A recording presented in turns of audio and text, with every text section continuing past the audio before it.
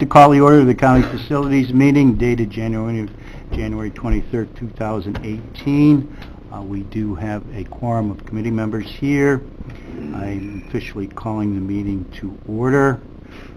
We'd move on with item 2. The minutes, motion to approve minutes of the prior committee meeting. Those minutes were minutes taken in the November meeting. Is there any discussion? There's a motion approved. Is there a second? All in favor? Aye. Motion carries. Thank you. Okay, we'll move on with the agenda. At this point in time, I'd like to turn it over to Mr. Tennyson to discuss pages 1, 8, the next 3 items on the agenda. Thanks, Mr. Chairman. If we could, actually, could we start with buildings and grounds, which is the 141 page portion of the agenda. Okay. So we'll start there because I think that'll be a quicker discussion. Okay. Thank you. The only item I have is under item 5, information and discussion. I have a court project update. We are probably very close to 100% done with sheetrocking in the new addition. The terrazzo flooring is ongoing. Quite a dusty operation, so we don't have permanent heat on as of yet. We're still on temporary heat. As soon as the terrazzo is finished, we'll be going to the permanent heat, and then they can finish the courtrooms. They don't want to do woodworking and millwork until they have steady heat in there. Most rooms are painted. The vault is finished. The ceilings are almost finished, all except for the main entrance area. And this week they'll be starting a couple of portions of phase 2, which is way ahead of schedule. They'll be tearing out the double doors in the probation area and the old court entrance area, putting some petition walls in there, and then they can continue working in that area. So if anyone has any questions, that's about where we are as of today. And I'll extend to you again, any new supervisors or old supervisors who are interested in taking a tour of the facility, just get a hold of me and I'd be glad to take you through.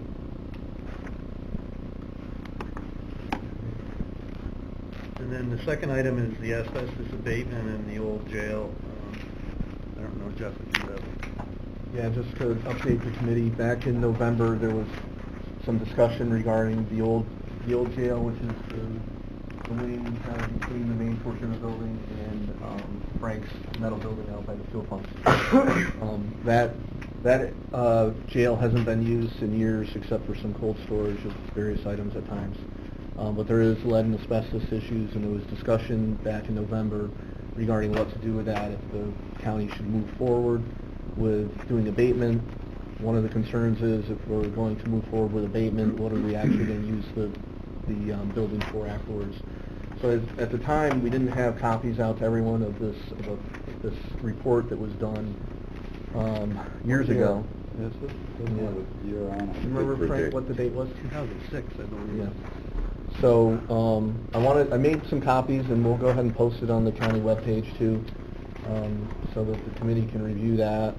And I think it'll help the discussion, and we'll come back next month, and I'll have it on the agenda for next month to discuss the prior findings of this report, and then also any future intent of the board using that old jail. Mr. McDivitt? Thank you very much. Jeff, would it be too early to ask about dollars and cents? Is that too premature, or asbestos removal, for example, to hone in on that specifically? Back in November, I brought back an updated cost estimate, so I'll make sure you get everybody gets some of that background info. Good. Thank you. Mr. Weil? Mr. Chairman, thank you. Jeff, I think if I remember when that discussion was held at the committee, that there was discussion about codes and building codes and updated building codes. Is there going to be a significant difference in the codes now as there were in 2006 or whenever this was produced? I think there were some code updates. I don't think that between 2006 and now there would be anything significant. Okay. I think the big difference is from the time when the building was constructed versus now. Okay. But those are, just to follow up, those are in here, right? There is discussion regarding potential uses of the facility, so I don't think that there would be any significant changes in codes since this report was done. Mr. Simpson? I'd just like to put it out there that we've been talking about this asbestos for a long time, and I really think, regardless of what the use of that building is, the asbestos removal has to be done, and I think we really need to focus on just getting that off the table and then figure out what we're going to do. I don't recall that there was any cost difference between doing it as part of demo in the building, removing the building, versus just doing it separately. Yeah, I don't have that estimate with me that we had in November, but there was a small difference in the removal of the flashing around and of some of the windows. If you're demoing it, you're not going to reinstall it. So there was a relatively small additional cost in doing that, because we'd still want to keep the building somewhat weather tight.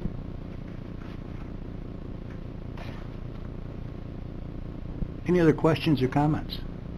Mr. Wild? Yes, thank you, Mr. Chairman. Jeff, for those of us that are new, can you give us just a brief synopsis of what is possible with that structure now? I've been pretty frank that I don't think it's usable. So I think. Can you expand on that in terms of why? I think it was constructed to be a jail, and it doesn't even meet code to be a jail. And maybe what we should do is plan a walkthrough. Again, we've done that in the past with supervisors. So I think that would change some of your perspectives. The bars, we believe, are integral to the floor and the ceiling system. So even removing the cells could have impact on the structure itself. Again, it really depends on the intended use, because although a code book, we've got code books that are inches thick, and different sections apply to different uses. So obviously a school has to meet different codes than a auto repair garage. And so that really is it's difficult to talk about codes without really determining what that intent is.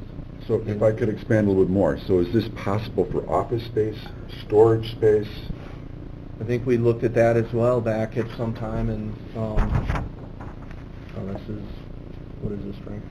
That's You can talk to it. So the floor loads, for furniture and things like that change. So we basically have to reverse engineer codes for office space require you a certain amount of space per person. They require sprinkler systems and other safety apparatus that weren't required back then. And anytime that there is a change of use, you have to come to the modern codes, and that's really the problem with the building. It doesn't meet code to be jail. If you could use it for a jail, that's what it would be being used for, but it doesn't even meet those current requirements. So,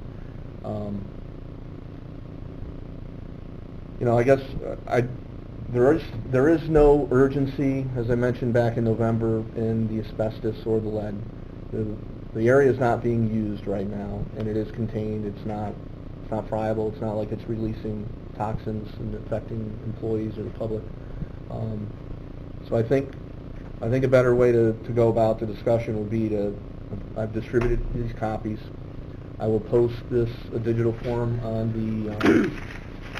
the county webpage for anyone to download and review, and then be happy to come back to committee and move the discussion a little further along. But I think if you take a look at the report, it'll give you a better idea and perspective on the potential of the building. Any other discussions? Thank you. Okay. Let's move on with the privilege of the floor to discuss any additional items to come forth before the committee. Mr. Whitehead, please come to the podium and state your name and address, please.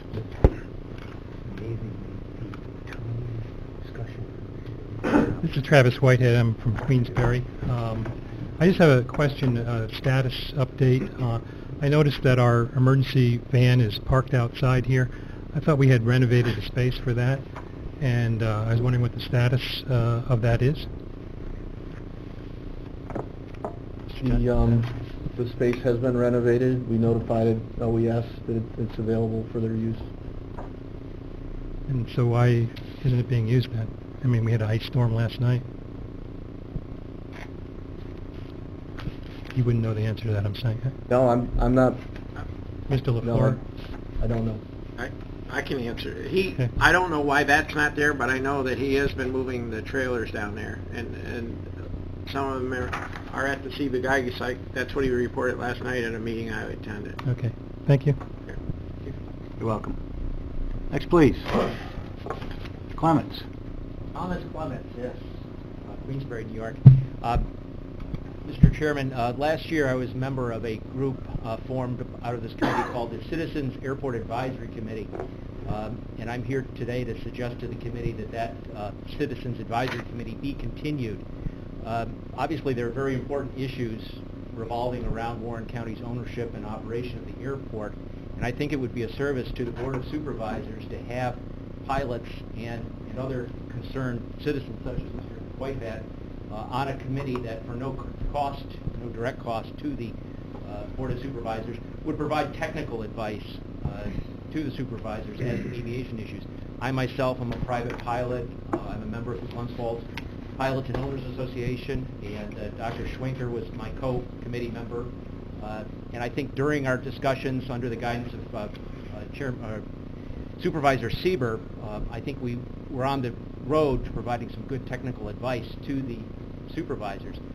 Airplanes, not everybody knows how to fly an airplane, not everybody knows the issues, and so that the committee makes good, the Board of Supervisors makes good decisions for the taxpayers and the citizens, I think they should have as much information and advice as to what matters and what doesn't matter when it comes to aviation issues.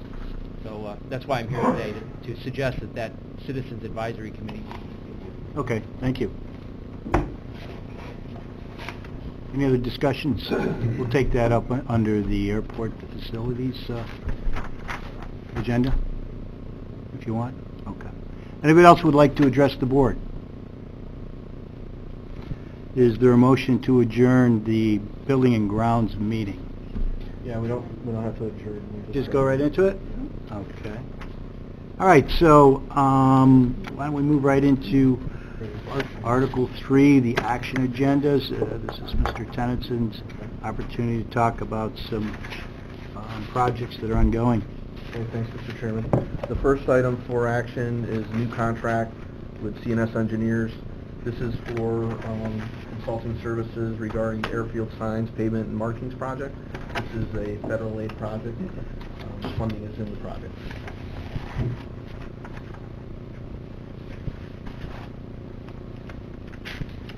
Any questions? Motion to move that. Quick question, Jeff, is there a match for this? Yes, and I believe it's 2.5% on the federal aid projects. But if I'm wrong, I'll clarify by email. I'll have to talk to Ross to be sure, our airport manager. Any other questions on this resolution? This was all things started from last year.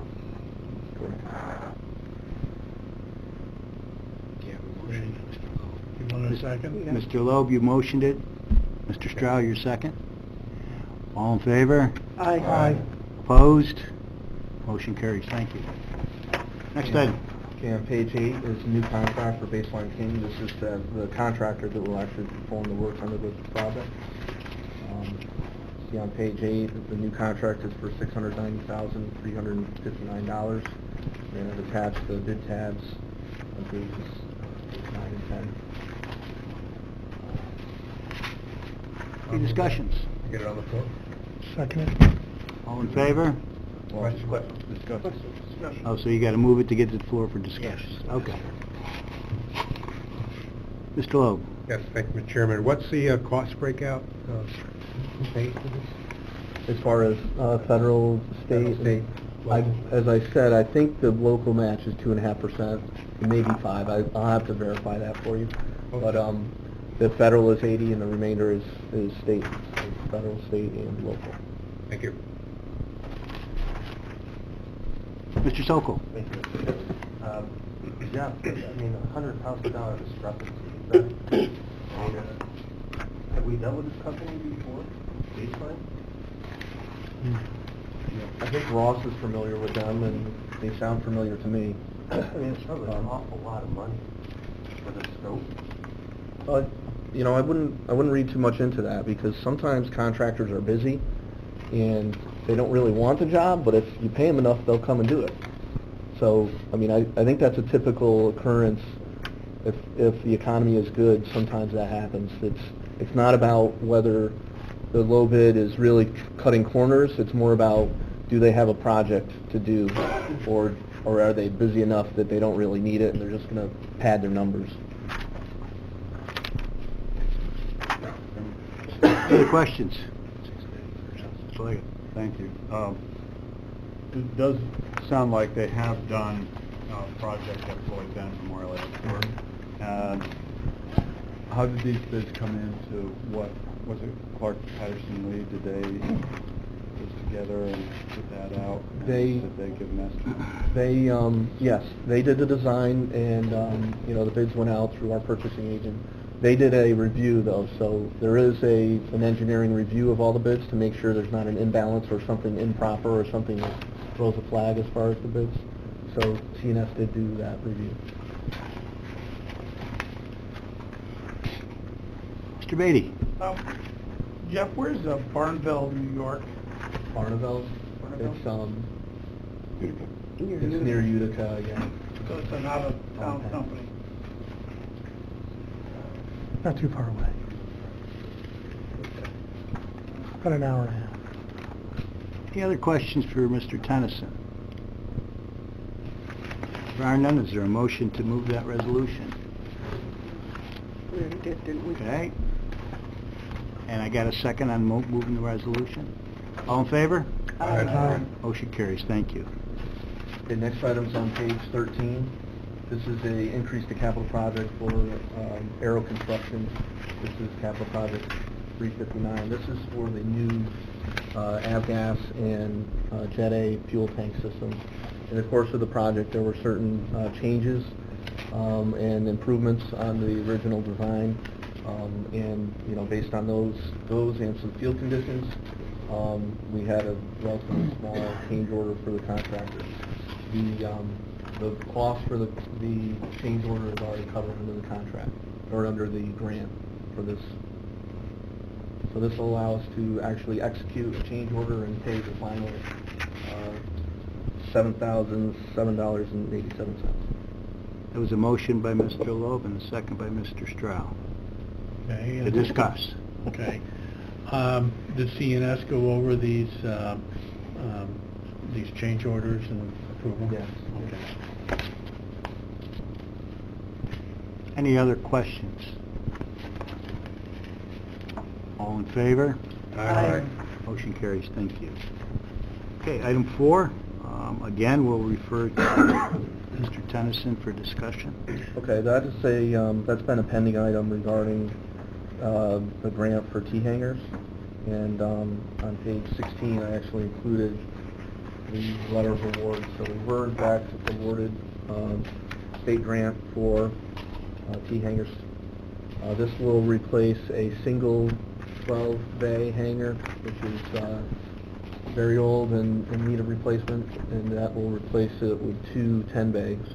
We'll go from a capacity of 12 to 20 in a new structure. Mr. Chairman?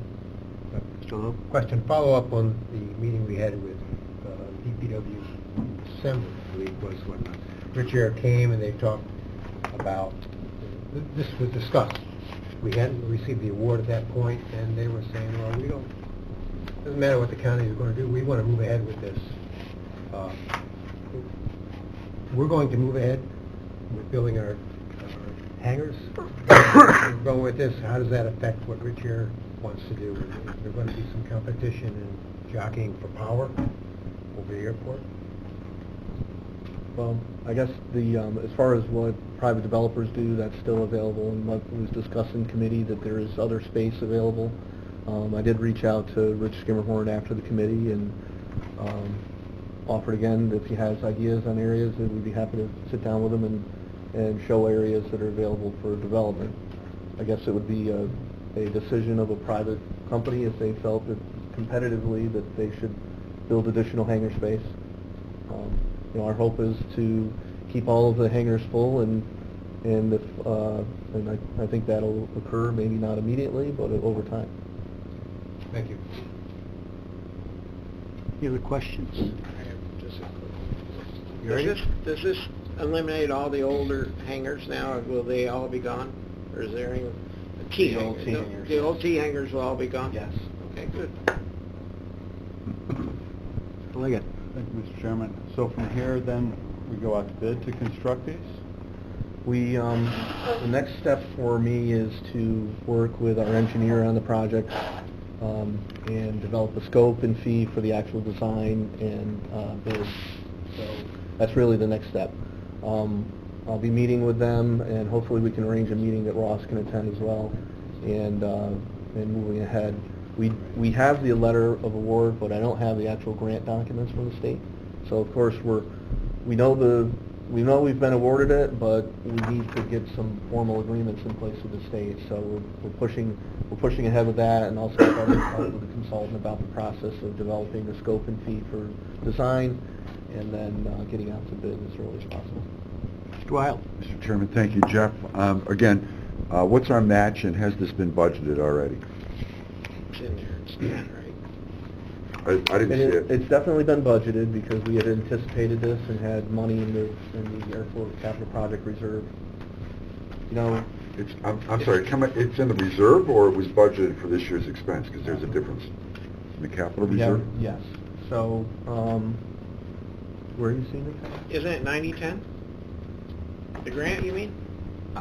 That sounds familiar to me, but again, I've got a lot of numbers running through my head and pretty much any I thought I moment. just so. read it somewhere. I was going to say, I thought I did too, but now I don't see where. Yeah, I don't see where it it's was. at. I thought it said 90-10. Your question, Mr. Weil, was the county's responsibility for the grant? Yes. Can I get back to you at the next meeting with that information? Yeah, actually, I see something on page 17 at the very bottom, the second paragraph up on the bottom. County share for both hangar and tied down leases will increase from 100 to 300%. Maybe that's not it. That's revenue, anticipated revenue. I can follow up with you. Yeah, I don't I need to know right apologize now. for not having every number in my top of my head here. Mr. McDevitt. It's just, Jeff, the rentability of the hangars in terms of the revenue stream, does that look like a reasonable thing? Is the marketplace there? Is there an underlying strength in terms of users out there that would, if these hangars were indeed available today or within the foreseeable future, could you rent them? That's a good question. I mean, obviously, the intent here is to build the new hangars, relocate the existing tenants, and then demo the old hangars. So Okay. the work needs to be done, even if immediately we're not going to fill those additional 8 hangars.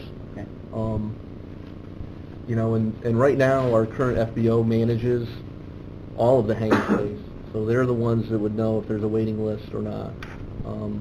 The revenue projections on this were upward of $80,000 a year in revenues for those hangars. So it's a significant amount.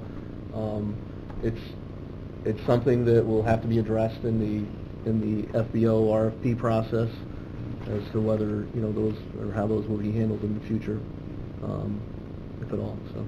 Just can I ask a question to the representative? What are your thoughts and feelings on this? Any thoughts? No, it's a good project, and it's going to use up the downside, it's use up all the tie-down space that's available now. If a pilot doesn't want to have a hangar, and wants to go on cheaper, way of doing it, getting different tie-down space. For at least a period of time, all the tie-down space.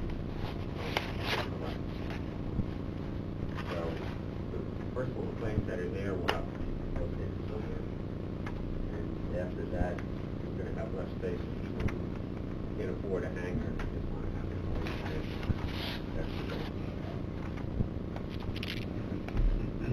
space. Mr. Chairman, Jeff, I'm not sure, are you familiar with the RFQ, or the request for qualifications that went out, The that FPO, document? yes. Yeah, purchasing document. I was reading through it, and is it proposed that we get the revenue from renting those, or do we just get a lease fee to give it to the FBO? Because I can't figure that out when I was looking at the I think, request for both qualifications. options are there, so once the request for qualifications is responded to, we'll be pre-qualifying respondents, and then issuing the actual request for proposals that will have the specific terms. So I think that's an option that the county will have to look at as to whether they want to manage and receive that passive income, or do we want somebody to manage it for us at a percentage of the revenue coming to the county. Mr. Beatty, I think you had a question? Yeah, so we're going to go from our current 2 6-bay hangars, we're going to demolish those, put up 2 brand new 10-bay hangars, right? Correct? Now, you're saying to me there's not going to be any tie-down space. So I'm going to ask Mr. Clemens, who's a pilot, I don't know, is that an issue or not? Or? The moment I characterize it as a small issue, I'm wondering, again, coming in cold, if the area where the old tie-downs are now could be used as a, quote, outer tie-down. This is a matter of humor. Among pilots, some of us are up on the hills with fancy T hangars, and the people down in the outer tie-downs refer to it as the project. So that's some pilot lingo for you. To quote the project, the cheapest tie-down area might be relocatable eventually to where the old T hangars are now, unless that space is spoken for. Other than that, there's also quite a bit of ramp space in front of the restaurant, in front of the terminal, in front of the old hangar. That's in the wintertime not used at all, just for snow plowing. So I think there is plenty of space at our airport to tie down in the future, even if these are built. Thanks, that's all I was concerned about. Mr. Tennyson? Thanks. Just to respond to that, that is in fact the case.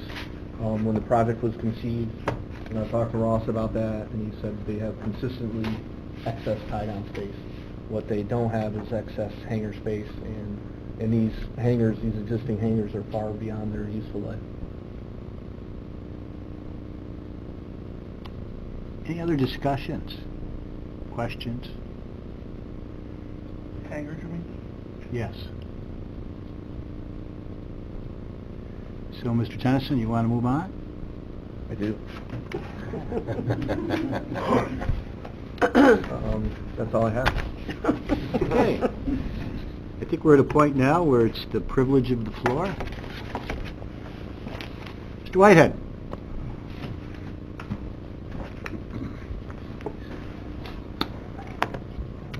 Travis Whitehead, and I still live in Queensbury. The question I have is, the last update that I had heard on the status of the FONSI for runway 1 extension was in November, and it was, the comment was they don't really know what the status of the FONSI is or was. Has that changed? My fingers are still crossed that we're going to find out soon. I'm confident that we're going to receive a FONSI. I just don't know when. I wish we had a month ago, but it is, you know, the FAA is doing a very deliberate and thorough review. I'm sure the FONSI, with any comments, will be well deliberated among their various staffs. And as soon as I get it, I'll be doing an email blast out to the board that we've received it. Okay, well, thank you. The major funding this year is going to be for hydrology review out by the Marl Fen. Is that true? And that's part of what they're looking at? It's part of the environmental assessment, and that'll be incorporated into the next design grant. So it's a possibility that they may issue a FONSI before the results of that hydrology study are completed? Yes, in fact, because part of the issue has been that until the initial design work is done, really the hydrology study is shooting in the dark. So I think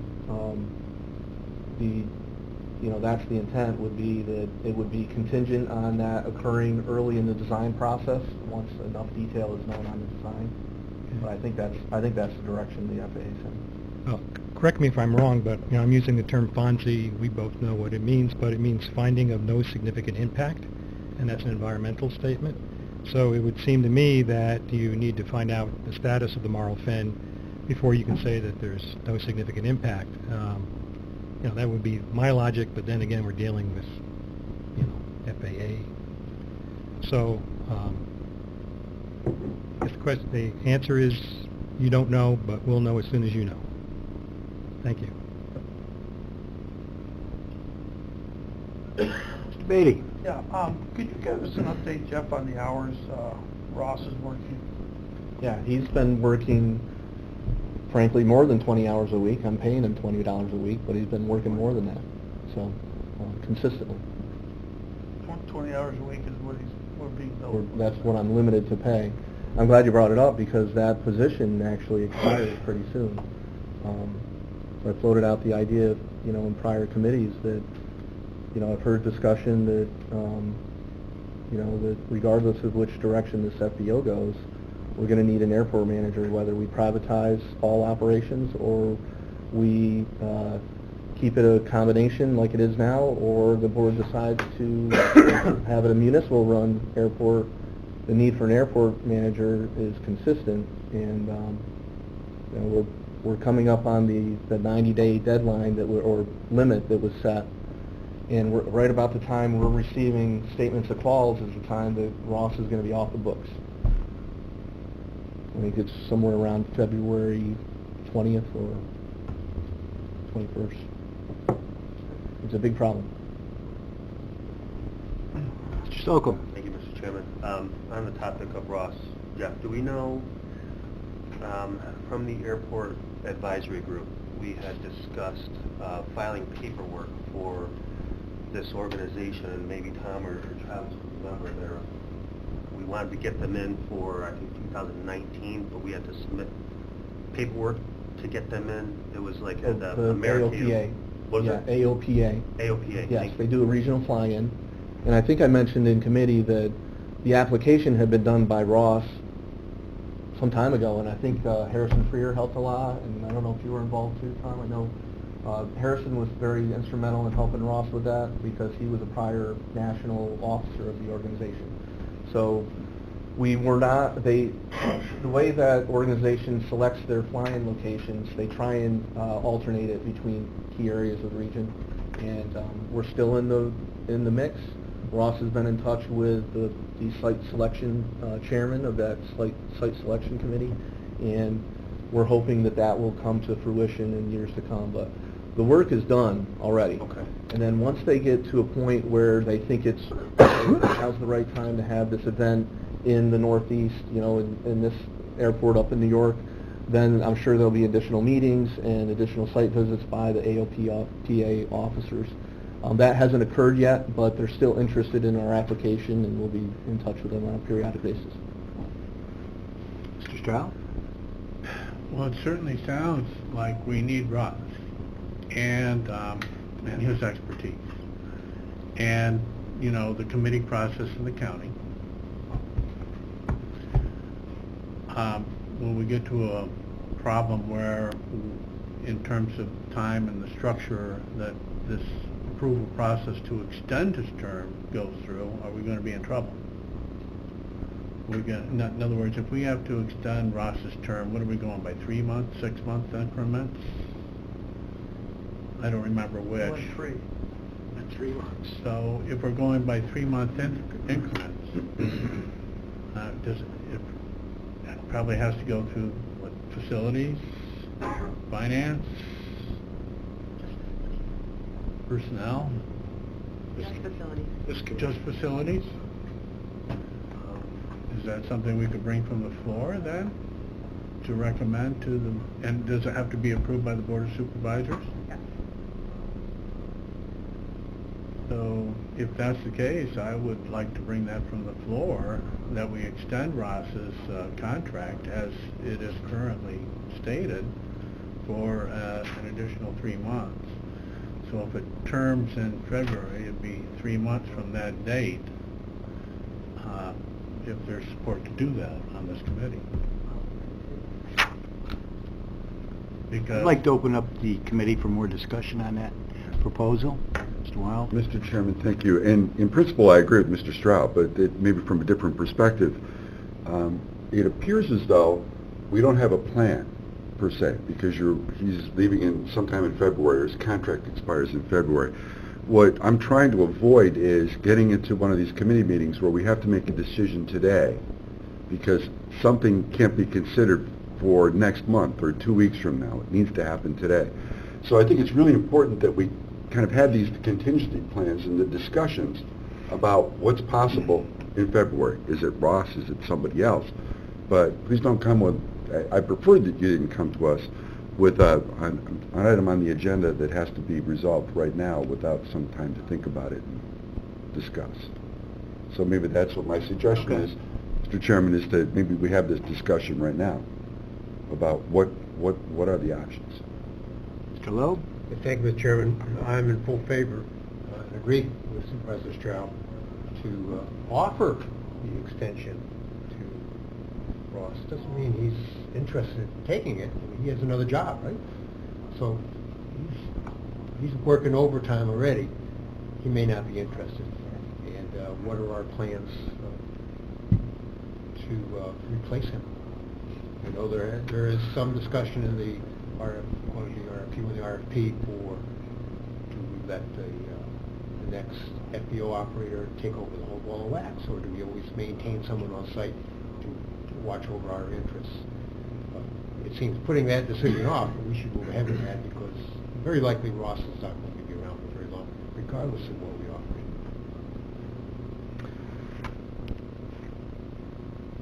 I'll second that unless Mr. Loeb seconded. I think John's Mr. motion. Loeb seconded. Did you second that? The motion put forth by Mr. Stroud to extend it another 3 months. Just wanted Are there to any make other sure. options? Are you? I'm asking Jeff. Okay. Chairman, I'm sorry. I'm out of order.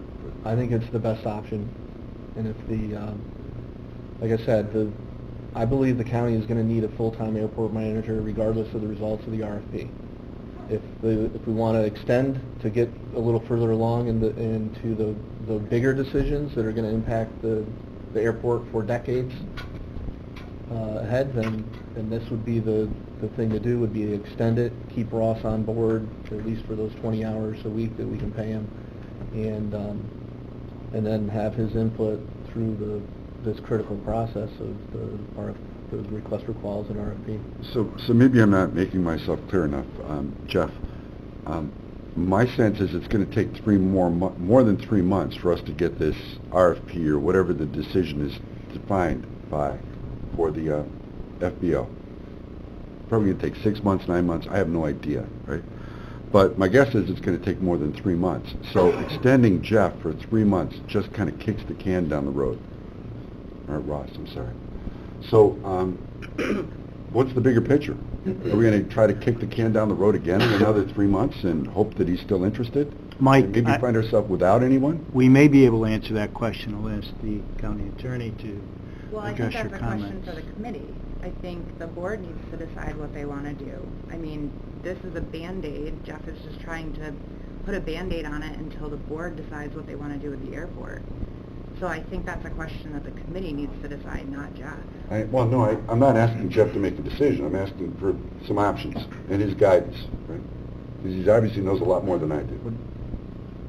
I'd like to say, Mr. Wells, you bring up a valid point earlier in your discussion that you don't like to entertain motions or hirings of people on a immediate basis like you are today. What I would say, though, going forward, that my position on that would be that I will make sure that the committee has well-advanced knowledge of any position vacancies that occur, and that discussions will be timely addressed prior to that, so you're not caught off guard. That still raises the question, what are we going to do after the 3 months? Maybe we can turn the process around much quicker once it's determined how you want to fill the vacancy. I just had a question. When do we think that the RFQs will be open? What's the date on them? I think it's the 15th. February, right? So that's one, and then the next would be to go to the RFP after that? Right. And how long length of time do you think it will take after the RFQs to go to the RFP, if you go to that? I'd have to work through the purchasing agent on that, but the intent would be to advertise the request for proposals quickly, but we have to pre-qualify. I mean, I could support 3 months and then maybe with a potential for another 3 months extension, as long as we keep moving along with the process. We don't delay the process of the RFQ and RFP. I mean, it would make sense to me that we would want his expertise when we look at these RFQs and RFPs to help us. And if we're going to do it in February, if 3 months would take us... Initial qualifications, right, and then we'll pre-qualify... March, April, May. So we get out in early March with the actual proposal. I understand what Mr. Wild's saying too, but I mean, 3 months is better than none at all. At least you have some expertise to help you for the 3 months. Then he may get sick of it, or he may not want to do it. Well, I've talked to Ross, and he's willing to do it. I think at the summer, he's like, I don't want to ruin my summer. So he's willing to extend. I've already talked to Ross about it, so that's not a question. So 3 months. The 3-month limit was something that the Personnel Committee set. And I had requested something open-ended. So any other discussions? So the RFQ, request for qualifications, is due back by February 15th. Then we're going to turn around and do an RFP. And what would be that turnaround time? Just listening to the purchasing agent recently on the last couple of discussion purposes, I think she thought maybe 3 to 4 months. We talked about the SPCA contract. We talked about another proposal on a shared services, about 3 or 4 months. But I guess I can confirm that with Julie to find out how quickly she can turn that RFP around. Yeah. I think we're a little further along. Yeah, that's what I was going to say. I think, Jeff, and Tom, I think you're on that, or whatever, Travis, but yeah, it was my understanding that the RFQ would go out, which we have it out, request for qualifications. And then anybody interested in wanting to be part of the process of the airport would fill it out, send it back to us by February 15th. And then at that stage, we, as a county, send out the RFP, request for proposal. But I was maybe under the false impression, but I thought we would have that out by the end of February, a 2-week turnaround with the RFP, and henceforth then have a ending date to which anyone could respond to the RFP. You know, I don't know if that would be 30 days or 60 days or whatever, but I thought we were that far along the process that we could, once we got the RFQ, there was a 2-week turnaround, we get the RFP out, you know, not 4 months, so. Is the RFP put together now? There's a draft, and I'm sure there'll be some final revisions between now and then, but I would anticipate that we receive those requests for quals. If there's consensus on the firms that are qualified that we want to include in the RFP process, that RFP could be advertised, you know, end of February, early March. And then I think with an RFP of this magnitude, to get good responses would probably be out for 4 weeks. I think if we shorten it anything below that, I think we would limit the quality of the proposals we get. So I think that would be the timeline I'd push on, and I'll talk with Julie Butler on it to see if it's feasible. If we can reach decisions, as I said, on who is qualified. We don't want to advertise the RFP and not know who we want responded, or you know, we need to know who we want to respond to us so we can send it. We're basically direct mailing this thing to those pre-qualified companies. What happens if we don't get anybody to respond to the RFQ? We already have firms interested. So we've advertised in national magazines. We've got some very qualified. Just from these are names that we know from their various operations, some of which do FBO services in multiple airports. So the response already on the RFQ has been positive. And there's still time for them to request those packages from Julie Butler. So she's been in contact with some firms already. Mr. Chairman, again, Jeff, can you help me again with the timeline so I understand? So the RFQs should be back here mid-February. You said a month or so? So it'll be March before the RFP goes out? No. So, well, maybe first week of March, I would anticipate. So when we receive March. those, I think the last 2 weeks of February would be the review and qualification of those that submitted for the RFQ. And the committee has to get together to make that decision? And we'll have another meeting end of February. So depending on how it lays out, it'll either be the last week of February or first week of March. But, you know, we'll be able to distribute some of those materials. They'll be confidential at that point, I anticipate. But we can distribute them to committee members so that you have time to review them ahead of time, make some decisions on who we're pre-qualifying, and then solicit with the RFP. So as I'm thinking about it, it may not even necessarily need the normal turnaround time for advertising, because that's often what slows us down. We have deadlines in newspapers and stuff, so we might be able to skip that portion and get it. Yeah, Jeff, I'm just asking for your best guess on a timeline. That's I what I'm still giving don't you. find it. So the RFP is released in March, like you said, right? In March. It's going to take a month for us to allow people to respond, which sounds reasonable. This isn't a simple little RFP that we're asking for. And maybe I should ask the other supervisors, how long do you think that negotiation and determination process to select a bidder will be? 3 months? 4 months? No, 1 month? No, By the time you make a selection, then you gotta wait for the board approval, so there's a month and a half. So it's a month for us to, you think we could approve it and negotiate in a month after those are returned? I would like to believe we could. Yeah. Okay. So first week in April, we May, get them all May, back. May, Now we've first got week a in May, right? bidder, and then we're in June. Okay, No special meetings, too. in June. Okay. So we expect we should make it.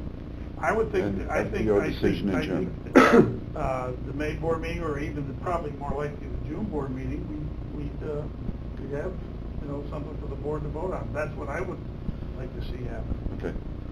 So Jeff, without Ross, if we take him out 3 months, you could go a month or so without Ross and be able to handle that if he doesn't want to extend his contract beyond 3 months? A lot of things would just sit on hold, honestly. I mean, Ross is busy. Would We're we all be in busy. violation of any kind of standards or anything like that with the government? Maybe. Oh, as far as our requirements Operation of the airport. we would have to identify someone as an airport manager. So if you're going to say that I'm the airport manager now, it's just... I'm just trying to understand all the different pieces here. There's a lot of different moving pieces. Yeah.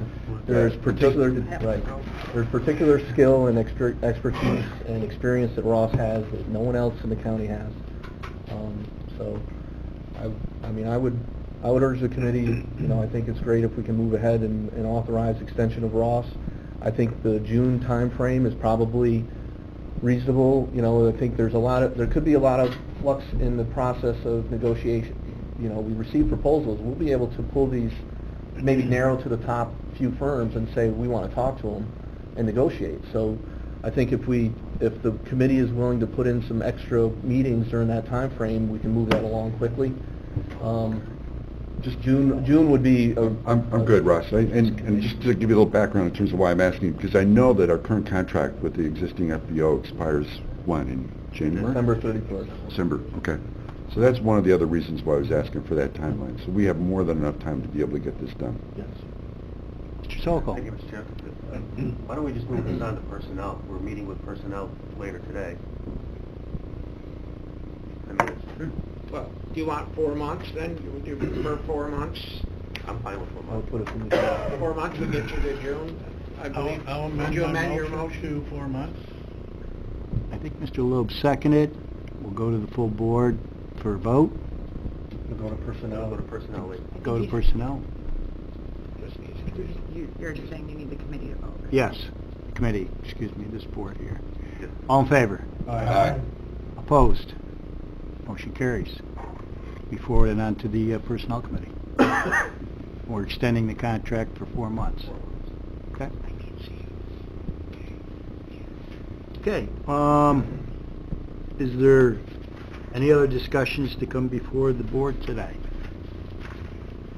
Is there a motion to adjourn? So moved. Motion carries. Thank you.